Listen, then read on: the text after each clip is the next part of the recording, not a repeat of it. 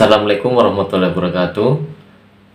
Terima kasih buat teman-teman yang sudah mengikuti channel saya ya. Saya mohon dukungannya bagi yang belum subscribe and like agar channel ini terus berkembang dan segera mendapatkan 1000 subscriber ya. Terima kasih buat teman-teman. Kali ini saya akan membahas pengalaman saya. Sebenarnya saya udah mau bikin video ini tuh udah lama gitu, tentang masalah introspeksi diri gitu. Nah, sebenarnya sangat penting sekali ya introspeksi diri itu untuk penyakit asam lambung dan psikosomatis ya, supaya kita tuh melihat ke dalam hati kita, diri kita sebelum kita sakit. Coba bayangkan ya, mungkin karena anxiety psikosomatis itu orang yang kena tuh macam-macam. Ada yang dari mungkin kehidupannya tuh dulu suka minum, mabok, terus obat-obatan, yaitu bagi yang cowok itu kebanyakannya. Terus bagi yang cewek, ibu rumah tangga biasanya karena diet, terus banyak kerjaan di rumah, pusing kayak gitu ya. Itu anxiety menurut saya, pengalaman saya sendiri ya.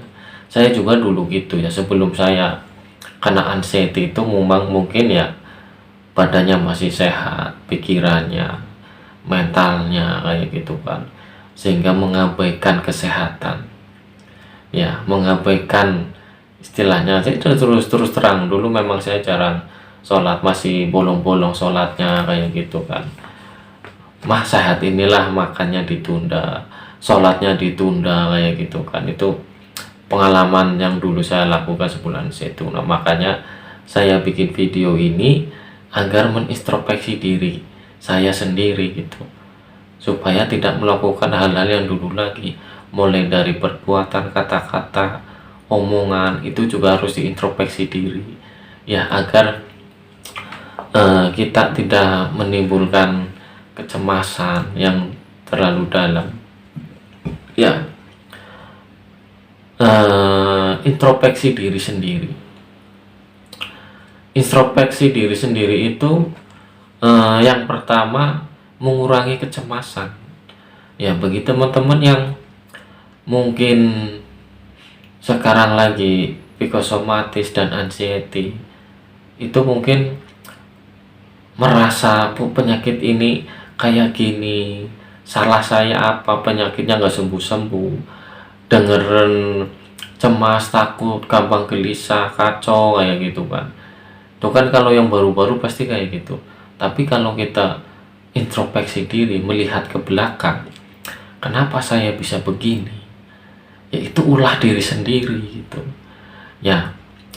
Makanya yang saya alami sendiri juga kayak gitu. Kenapa saya gini, ya memang salah saya sendiri.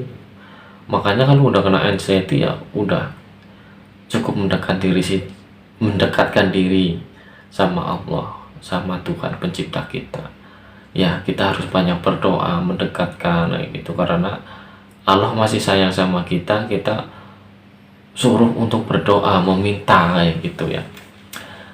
Ya, itu introspeksi diri sendiri. Yang pertama itu mengurangi kecemasan ya, karena kita introspeksi berarti dari cara omongan, tutur kata itu kita juga berubah gitu. Makanya mengurangi kecemasan itu banyak sekali ya. Coba praktekkan aja ya nanti ya. Ini saya saja udah rangkum beberapa nih ya. Yang pertama tuh mengurangi kecemasan ya. Terus yang kedua, kalau kita introspeksi, otomatis kita akan meningkatkan kepercayaan diri kita sendiri ya. Karena menurut saya, kalau kita introspeksi diri, otomatis dalam bergaul, dalam ngomong juga kita tuh pasti mikir, apa ya omongan saya nanti tidak menyakitkan orang lain, apa ya perbuatan saya tadi tidak menyinggung orang lain ya. Itu kalau kita nanti ketemu sama orang, itu kita bisa percaya diri, ngomongnya dengan benar, dengan sopan dan teratur ya.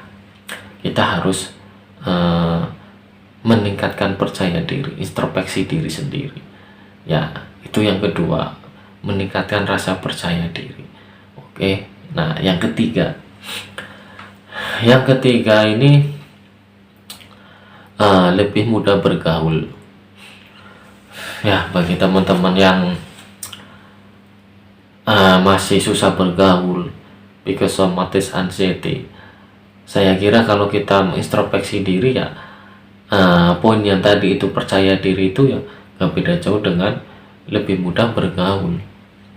Ya, karena dalam bergaul kita juga perlu namanya etika, attitude, ya sopan santun, akhlak kayak gitu. Kalau kita mau dihormati, hormati orang lain dulu. Sopan terhadap orang, orang juga sopan terhadap kita. Itu ekspresi diri. Begitupun juga kita. Ya, kita bergaul sama siapapun juga kita harus introspeksi diri dari omongan, perbuatan, dan kelakuan. Ya, itulah yang ketiga, introspeksi diri sendiri lebih mudah bergaul, itu yang ketiga. Nah, yang keempat tuh, biasanya kalau kita udah introspeksi diri sendiri, maka yang datang bahagia, kebahagiaan. Ya, yang keempat tuh kebahagiaan. Makanya yang kalau kita udah melakukan yang ketiga tadi saya sebutkan tuh kan, mengurangi kecemasan, meningkatkan percaya diri, mudah bergaul, ya dari ya kebahagiaan yang kita dapat. Kita bisa sopan sama orang, baik sama orang, ngomong bener sama orang, otomatis orang juga akan datang kita ngomong yang baik, ngomong yang sopan, kan diri kita juga bahagia, tidak merasa tersakiti, tidak kepikiran dengan omongan orang tadi gitu, pasti akan bahagia datangnya kayak gitu ya. Jadi itu pentingnya introspeksi diri untuk kesehatan mental bagi psychosomatis dan anxiety disorder ya, agar kita tuh merasa tidak merasa gagah, tidak merasa sehat, istilahnya sombong itu ya. Kita dengan introspeksi diri kayaknya kita akan tidak bakalan sombong lagi ya, tidak akuh lagi gitu. Makanya teman-teman yang masih sakit, belum bisa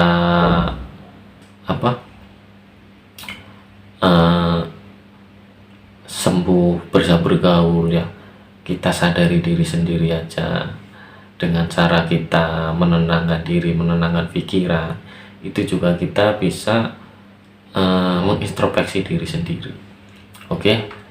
Nah, terus kapan kita harus introspeksi gitu ya, kapan kita mulai introspeksi diri kita sendiri? Ya saat ini dan sekarang ini juga gitu ya.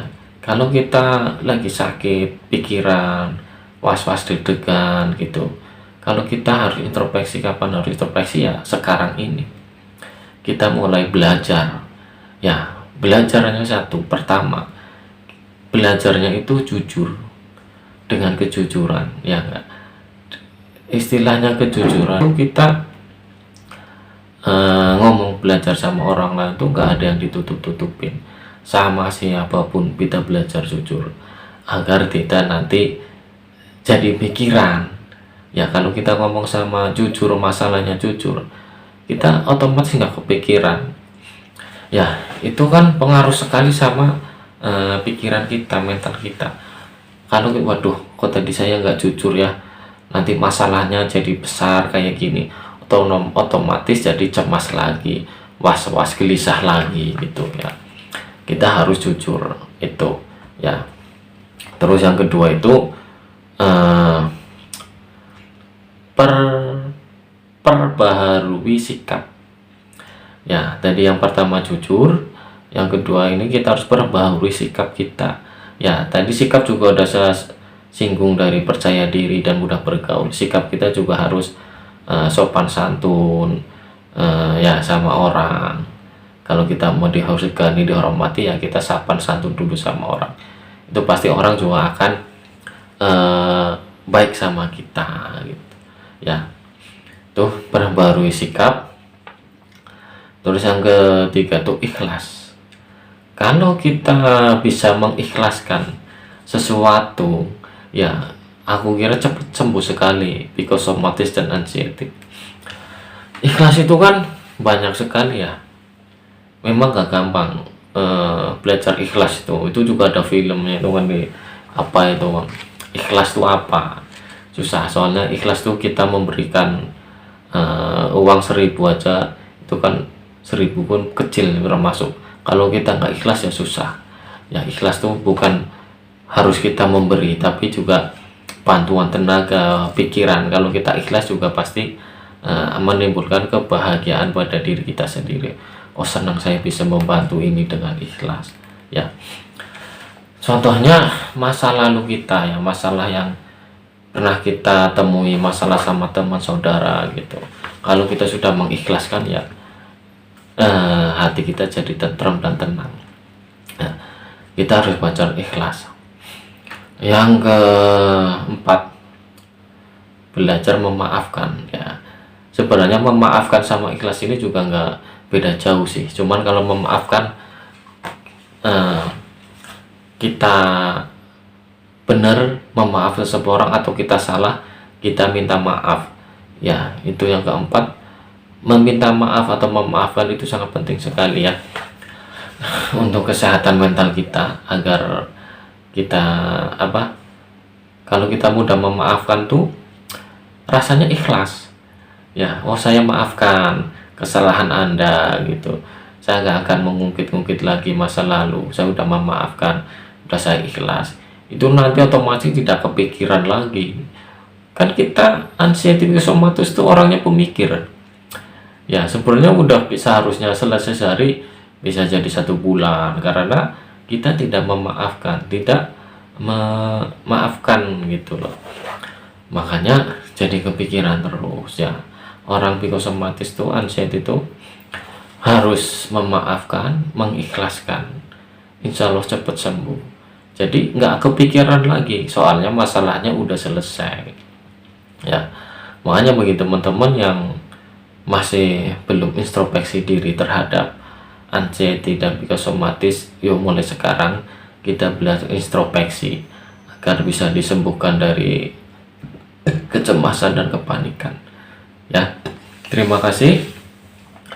Semoga video ini menjadi wasilah kesembuhan bagi teman semua yang belum bisa merasa ikhlas, memaafkan. Yuk mulai sekarang kita belajar memaafkan dan mengikhlaskan masa lalu. Oke, terima kasih. Wassalamualaikum warahmatullahi wabarakatuh.